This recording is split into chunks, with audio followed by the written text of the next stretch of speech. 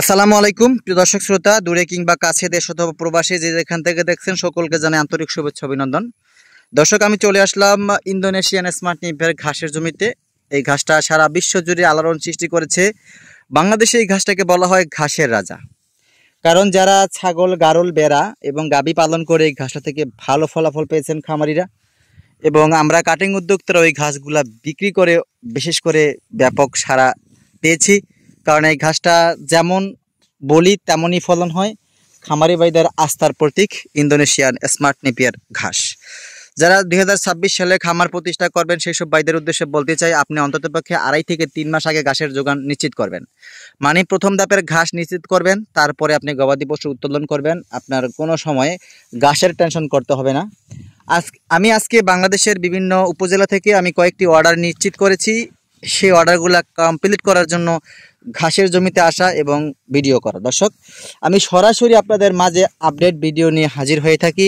সেই ক্ষেত্রে আপনারা আমার ভিডিও দেখে যেরকম ঘাসের কাটিং দেখাই সেই ঘাসটাই আপনারা পান এবং রিভিউটা আপনারা সেরকমই দিয়ে থাকেন। যাই হোক দর্শক, এই দেখেন, এই ঘাসটা কিন্তু প্রায় 3টি বছর হয়ে গিয়েছে ঘাসা চাষ করেছি। ব্যাপক হারে ফলন পাচ্ছি।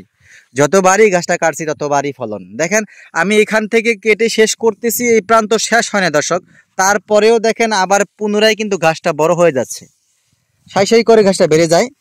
আর অতিরিক্ত পাতা একটা ছোপাতে অধিক পরিমাণ কাঁচা ঘাস পাওয়া যায় দর্শক। আর আমরা পরিপক্ক কাটিংটা, যেতটুকু কাটিং সবচেয়ে পরিপক্ক, সে অংশটুকু কেটে খামারি ভাইদের জন্য দিয়ে থাকি, যারা একবার ঘাসটা চাষ করে অনায়াসে বছরের পর বছর ফলন পাবেন, প্রায় 7 বছর। আর এই ঘাসটা বেলে, এঁটেল, দোআঁশ যে কোনো মাটিতেই ফলন পাওয়া যায়। যদি আপনি ঘাসটা চাষ করতে চান, স্ক্রিনে দেওয়া নাম্বারে যোগাযোগ করবেন। আমি এখন আপনাদের দুটি ঘাস দেখাবো, যেই ঘাসটা যেই কাটিংটা আমরা দিয়ে থাকি আপনাদের মাঝে একটু দেখাবো। তো আপনারা দেখবেন কি কাটিংগুলো আপনাদের মাঝে দিয়ে থাকি, আর যেই কাটিংগুলো 100% জার্মানেশন আসবে সেই কাটিংগুলো দিয়ে থাকি। দর্শক, একটু দেখেন, আমি দুইটা কাটিং ছড়িয়ে দেখাচ্ছি। যে অংশটুকু আপনারা দিয়ে থাকি, এই দেখেন শুকনো পাতার দ্বারা বেষ্টিত এই কাটিংগুলো, যেটা 100% জার্মানেশন আসবে।